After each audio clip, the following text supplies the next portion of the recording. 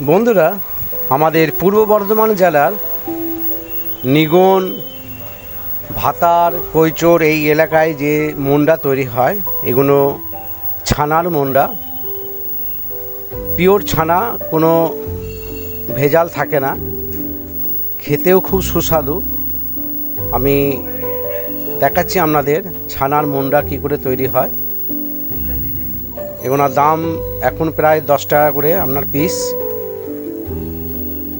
সামান্য একটু চিনি দিয়ে এটা ছানার তৈরি হচ্ছে।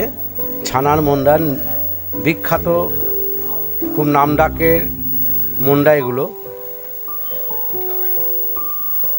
পূর্ব বর্ধমান জেলায় নিগন, ভাতার, কৈচোর এইসব জায়গায় এই মুন্ডাগুলো পাওয়া যায়।